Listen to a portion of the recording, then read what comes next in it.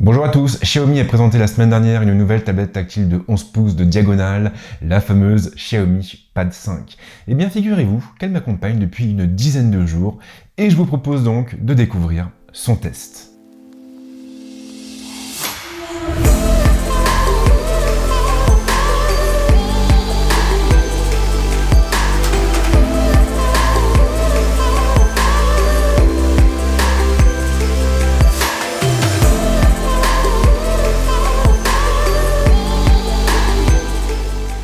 Il est bien loin le temps où les constructeurs comptaient des dizaines et des dizaines de tablettes à leur catalogue. Depuis l'avènement du rouleau compresseur iPad, beaucoup de marques ont préféré quitter le marché. Ce n'est pas le cas de Xiaomi, mais ça faisait quand même quelques années que la firme n'avait pas présenté de nouvelles tablettes. Et du coup, j'étais très excité à l'idée de tester la Xiaomi Pad 5. Le hasard fait cependant parfois bien les choses et Goubou, un revendeur Xiaomi, m'a contacté le mois dernier pour me proposer de tester cette nouvelle tablette. J'ai bien entendu accepté et après 10 jours passés en sa compagnie, j'ai assez de recul pour vous dire tout le bien que j'en pense. La Xiaomi Pad 5 fait honneur aux autres appareils de la marque. Elle reprend les mêmes codes et la même identité visuelle.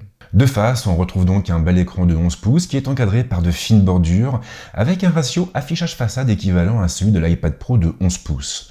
Le châssis est fait en métal avec des finitions soignées et une construction robuste. Rien ne bouge et on sent vraiment que Xiaomi a apporté le plus grand soin aux détails. Pas de dos en verre en revanche, le constructeur a préféré opter pour un plastique mat, un plastique de couleur blanche sur le modèle qui m'a été envoyé.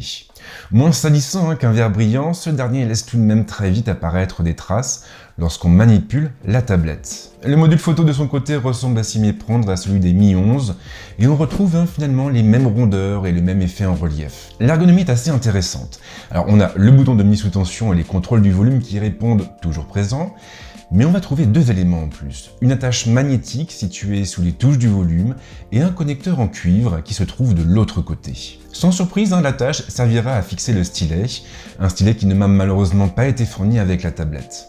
Quant au connecteur magnétique, il nous permettra de connecter une housse clavier et donc de transformer la Pad 5 en netbook. Et encore une fois, j'aurais vraiment aimé tester un accessoire de ce type, mais il ne m'a pas été fourni. La Pad 5 a une autre particularité intéressante, elle embarque pas moins de 4 haut-parleurs qui sont situés sur ses tranches. Et ils font vraiment bien le boulot avec un son bien équilibré et englobant.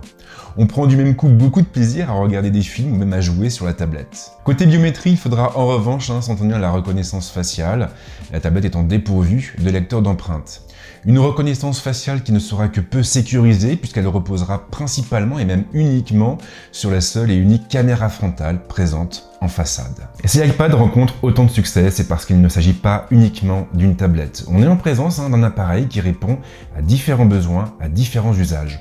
On peut bien sûr l'utiliser pour regarder des films, des séries, pour jouer, mais aussi pour prendre des notes, pour dessiner ou encore pour travailler. Et cette logique, on la retrouve également sur la Xiaomi Pad 5. Alors je l'ai dit plus haut, mais la nouvelle ardoise de Xiaomi prend en charge le Smart Pen, un stylet qui vient s'accrocher sur le côté de la tablette et qui rappelle beaucoup ce que propose Apple avec le Pencil. Tout comme lui, il se chargera ainsi en étant accroché à la tablette, et s'il n'aura besoin que de 18 minutes pour se charger à 100%, une charge de seulement 10 secondes lui permettra de fonctionner pendant 20 minutes. Et le plus beau, c'est qu'en tout, on aura quand même une autonomie qui atteindra les 8 heures. Xiaomi explique également sur son site que le stylet offre pas moins de 4096 niveaux de pression différents pour un tracé qui se veut à la fois naturel et fluide. Des caractéristiques que l'on retrouve d'ailleurs sur les stylets des autres produits haut de gamme. Quant aux mines, elles peuvent être changées et on trouve aussi deux boutons qui permettront de prendre des captures écran ou encore d'accéder à l'application dédiée aux notes. De son côté, le connecteur magnétique permettra d'accrocher une housse clavier à la tablette. Alors pour l'instant, il semblerait que Xiaomi ne propose pas encore d'accessoires dédiés sur son site, mais on trouve de nombreux périphériques tiers compatibles sur les boutiques chinoises. Quant au poids de la tablette, il reste finalement assez contenu. La Pad 5 pèse 511 grammes et si elle est un petit peu plus lourde qu'un iPad Pro de 11 pouces, elle est tout de même assez légère pour pouvoir être facilement utilisable en mode tablette ou même comme carnet de notes. On a donc une tablette qui est lookée, qui est élégante et qui est en plus polyvalente, mais on va voir tout de suite que ce ne sont pas ses seuls atouts car derrière on trouve aussi une fiche technique particulièrement robuste. L'écran, pour commencer par le début, atteint donc les 11 pouces de diagonale avec une définition en QHD+, pour une résolution qui atteint les 2560 par 1600. Alors c'est pas mal bien sûr, mais la définition ne fait pas tout, et ça tombe bien car derrière on va aussi avoir le support complet du DCI-P3 avec une luminosité de 500 nits et un taux de rafraîchissement de 120 Hz. Une dalle de bonne qualité donc et qui convaincra les amateurs de multimédia ou même les photographes qui souhaitent retoucher leurs photos sur leur ardoise. La tablette se prête effectivement très bien à ces usages. On a donc un écran qui est assez lumineux pour être lisible en extérieur, avec une colorimétrie qui est très riche, et il faut d'ailleurs signaler que la tablette prend en charge le Dolby Vision. Pas de mauvaise surprise non plus au niveau du processeur. Ici, Xiaomi a opté pour un Snapdragon 860. Alors on est d'accord, cette puce n'est pas aussi puissante qu'un Snapdragon 888, mais elle suffira amplement pour la plupart des usages. Et même sur des jeux très gourmands, un domaine dans lequel la tablette excellera d'ailleurs grâce à son taux de rafraîchissement de 120 Hz. Quant à la mémoire vive, elle restera cantonnée à 6 Go, et ce, quel que soit le modèle choisi. Car au final, le seul point qui va varier d'un modèle à l'autre, c'est le stockage.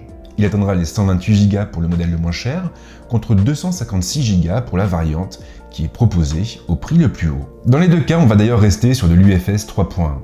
Attention en revanche, car vous ne pourrez pas étendre les capacités de stockage de l'appareil, et vous aurez donc tout intérêt à bien réfléchir avant de passer à l'achat.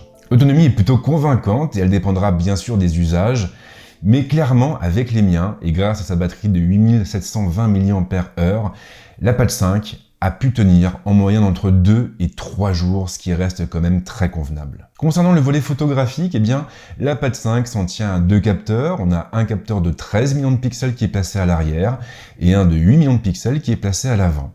Alors, si ce dernier est de bonne qualité, j'aurais vraiment préféré que Xiaomi opte pour la configuration inverse et réserve finalement le plus gros capteur à la caméra frontale. Une tablette est effectivement plus utilisée pour de la visioconférence que comme appareil photo. Je vais être franc avec vous, mais je n'ai jamais été très fan de MIUI. J'ai toujours eu le sentiment un peu étrange que la plateforme partait un peu dans tous les sens. Du moins, c'était le cas avant. Les dernières versions améliorent effectivement grandement l'expérience utilisateur, et c'est notamment le cas de MIUI 12 qui est installé sur la Pad 5. Cette version apporte en effet de nombreuses améliorations notables, à commencer par une interface unifiée. On a des visuels qui sont plus cohérents et plus épurés, ce qui améliore grandement l'expérience utilisateur. Et en outre, si vous allez dans les options de la plateforme, vous pourrez même activer le tiroir d'applications, ce qui vous facilitera la vie pour le rangement de vos raccourcis. Il y a aussi du neuf au niveau du centre de notification. Ici, Xiaomi a décidé de s'inspirer de ce que propose iOS en divisant le menu en deux entités différentes. D'un côté, on va voir les notifications et de l'autre, le centre de contrôle. Pour faire apparaître le premier, il suffira d'effectuer un balayage du haut vers le bas à partir de la zone gauche de l'écran. Pour le second, il faudra répéter le même geste, mais à partir de la zone droite. À défaut d'être originale, cette fonction elle mérite d'alléger un peu plus le centre de notification et de le rendre du même coup beaucoup plus lisible. J'aime aussi beaucoup la manière dont Xiaomi a implémenté la fonction d'écran partagé. Il suffira en effet de se rendre dans le multitâche et d'exercer une longue pression sur la vignette d'une application pour voir apparaître un menu composé de plusieurs boutons, dont un pour activer l'écran partagé. Il ne restera alors plus qu'à choisir la seconde application pour ouvrir deux fenêtres côte à côte. Alors c'est pas mal, surtout que le constructeur ne s'est pas arrêté là. Il sera ensuite possible d'attraper la fenêtre en effectuant une pression soutenue sur la barre horizontale située tout en haut et en la déplaçant sur l'écran. L'affichage de l'application basculera alors dans une fenêtre volante que vous pourrez déplacer où bon vous semble sur l'écran. Et si vous voulez la faire disparaître pour revenir dessus plus tard, il suffira de la déplacer dans le coin supérieur droit de l'écran. Toujours parmi les très bonnes surprises, on peut aussi citer l'outil de prise de notes. Il se montre très complet et il permet de créer des notes écrites ou manuscrites en quelques instants. Dans le second cas, on aura d'ailleurs droit à un panneau d'outils permettant de choisir le type de trait, mais aussi sa couleur ou encore sa taille. Mieux encore, si vous le souhaitez, vous pourrez même créer une carte heuristique directement à partir de l'application, sans avoir à installer un outil supplémentaire. Un outil qui du coup devrait beaucoup plaire aux amateurs de mind mapping. De la même manière, l'outil développé par Xiaomi intègre aussi un gestionnaire de tâches pour nous aider à mieux nous organiser. Alors bien sûr, il y a beaucoup de choses à dire sur MIUI 12, et je vous invite du coup à aller voir ma vidéo du Xiaomi Mi 11, qui revenait sur pas mal de fonctions propres à la plateforme. L'iPad Pro est considéré par beaucoup comme la meilleure tablette tactile du marché. Alors je ne sais pas si c'est vrai, mais ce qui est sûr, c'est qu'il existe des alternatives qui méritent votre considération. Parmi ces alternatives, on ne peut pas ne pas citer la Galaxy Tab S7 de Samsung, qui est proprement redoutable, notamment grâce au mode DeX qui permet de la transformer en netbook. Mais voilà, au-delà de ce que propose Apple, au-delà de ce que propose Samsung, on a aussi cette fameuse petite Mi Pad qui pourra intéresser pas mal de gens.